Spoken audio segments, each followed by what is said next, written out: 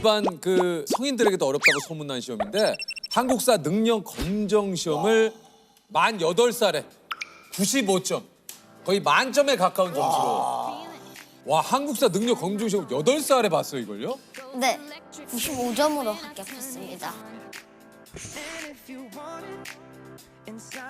뭐 저는 이제 이 능력 시험을 본 적은 없습니다만 거의 한국사를 말 그대로 통달했다라는 거예요. 그러니까 신석기, 구석기 포함해서 전 근대 뭐 그 근대사까지 다 해서 현대사까지 다 봅니까? 네, 이야. 어디정 씨예요? 나주정 씨요. 나주정 씨. 아니 그 언제부터 한국사에 처음 관심을 갖기 시작했어요?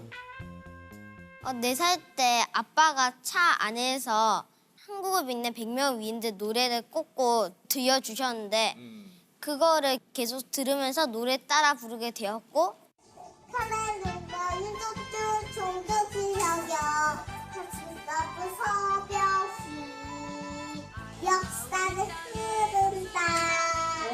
끝났다. 한국사 책을 엄마가 읽어주면서 그 뒤로 제가 직접 읽기도 하고 그러면서 점점 한국사에 관심을 가지게 되었어요. 진짜 뭐 그런 얘기 가끔 합니다만 남다른 그 유년기 4살 때 노래를 듣고 이렇게 한국사에 좀 관심을 갖게 됐다. 야 대박이네요 진짜. 장군 할아버지에 대해서 살짝 얘기해 주실 수 있겠습니까? 장군 할아버지가 그게 한 명의 사람이 아니고 여러 명의 고조선 그때 최고 지배층을 부르는 말이었는데 근데 고조선 그러니까 기원전 2333년부터 고조선을 다스렸던 지배층을 부르는 말이 단군 왕검이에요. 나 지금 진짜 죄송한데 이거 근데 그 짧은 순간에 또 딴 생각했네. 아 미치겠네. 이게 이제 그 한국사 공부법이 한 인물에 대해서 책 하나로 본 게 아니고 여러 가지 책을 또 봤다고요? 네, 그 출판사마다 다루는 내용에 정점이 다르기 때문에 네. 최대한 그 인물에 대한 책을 좀 모아서 보는 편이 있는 것 같아요. 그러니까 이제 그 한 인물에 대한 심층적인 부분과 이렇게 다층적인 면을 다 포함해서 한마디로 그냥 한 인물을 싹 내가 알 수 있는 방법을 총동원해서 이게 아는 거군요. 네, 야, 어쨌든 이게 저 제2의 수능이나 불릴 만큼 많은 분들이 응시하곤 하지만 80점 이상을 받아야 1급을 딸 수 있을 만큼 이게 만만치 않거든요. 그렇습니다. 왜냐면 근데 사실 기현 PD가 역사학과 아니야? 역사학과죠? 이거 본 국사학과. 시험 봤어요? 봤어요, 이거? 능력 시험? 몇 급이에요? 몇 급이에요? 예? 90점 정도. 90점? 1급? 근데 이게 어려워요 이 시험이 수능보다? 수능보다 어려워요. 훨씬 어려워요. 수능보다? 네, 그럼 수능 한국사도 풀어본 적 있어요? 네, 그럼 그 만점?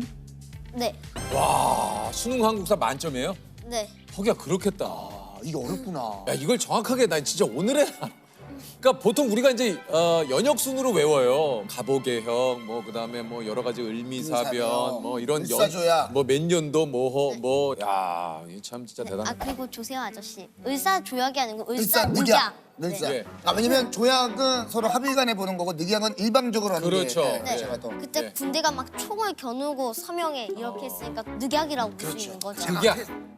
그러니까 하랑군이 이제 3.1절과 관련돼서 모두에게 좀 들려주고 싶은 얘기가 있다고요. 일단은 이 3.1 운동이 계기가 된 28 독립선언서라고 있거든요. 아, 예, 뭐 얘긴 들어봤는데 이게 정확하게 어떤 내용인지에 대해서 좀 가물가물한데요. 그때 당시 1918년에 제1차 세계대전이 끝났거든요.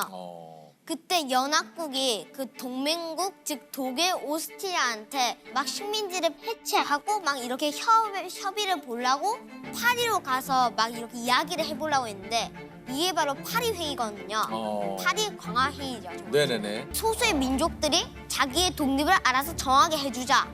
그래서 식민지인들 한마디로 우리 조선 사람들의 생각은 어쩌면 우리도 독립을 할 수 있겠구나라고 생각을 했죠. 물론 이거는 거절당합니다. 왜냐하면은 그때 당시 일본은 연합국이었기 때문에 그쵸. 동맹국의 식민지가 아니고 연합국의 식민지 우리나라는 독립을 할 수 없었던 거죠. 우리나라 일본 유학생들이 우리도 독립할 수 있게 힘을 모으자라고 해서 일본의 중심지인 이 도쿄에서 독립선언서를 읽고 만세운동을 펼쳤는데 이게 바로 28 독립선언서예요.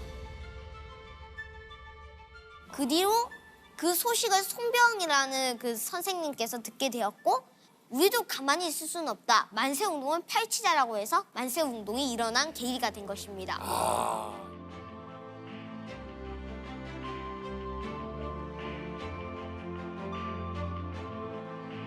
그 뒤로 5월 말까지 3.1운동이 벌어졌고 그 소식을 들은 유학생들 덕분에 러시아 쪽 지방에도 만세운동이 벌어지고 미국에서도 만세운동이 벌어졌고요. 3.1운동.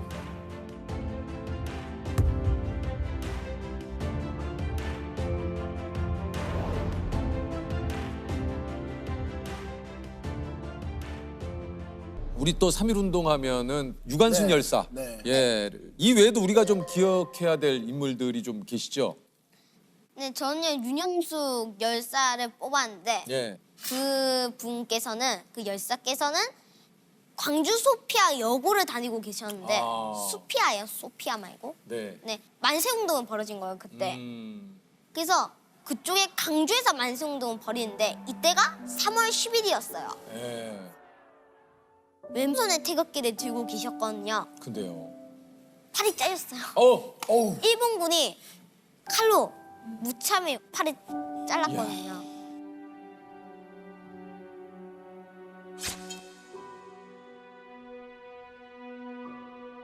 그 정신을 잃고 마세요. 아.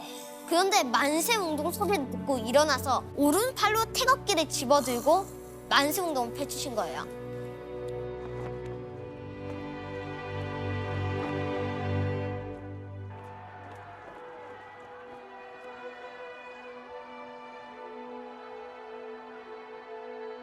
그래서 그것 때문에 더 자신감을 얻은 우리 민족들이 더 힘차게 만세를 부를 수 있었죠. 그리고 나중에 감옥에 끌려가시게 되는데 그 옥고 중에서 그만 오른쪽 눈을 실명하시고 말아요. 아. 네, 정말 우리가 또 몰랐던 이렇게 또 그 한 분의 우리 또 저 그 기억해야 될 윤형숙 열사. 네. 네. 그렇죠. 아이고. 아, 또 이런 분이 계셨다라는 거를 오늘 알게 됐네요. 네네. 예.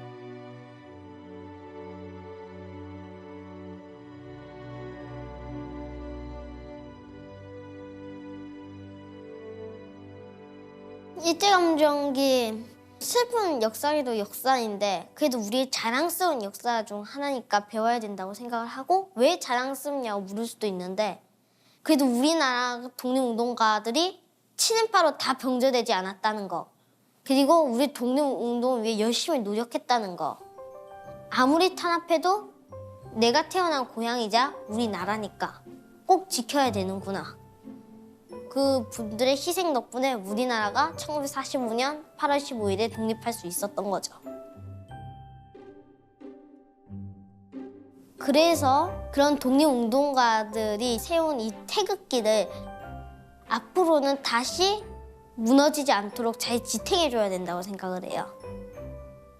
근데 뭐 하랑군만큼은 아니지만 저도 역사를 굉장히 좋아해서 역사 관련 유튜브라든가 역사에 관련된 책을 굉장히 좋아하거든요. 네. 역사가 그렇게 재밌는 이유가 뭐예요?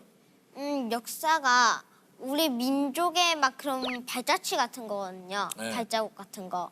예전에 있었던 IMF 뭐 아니면 식민지가 됐던 그런 아픈 과거를 다시 반복할 수 있기 때문에 우리가 그 역사를 잊으면은 그 역사를 알고 그리고 그 역사에서 좋은 점을 실천하고 예전에 안 좋았던 기억은 배우면서 그거를 다시 반복되지 않게 하려고 역사를 좋아하는 것 같아요. 아, 박수 한번 줘요.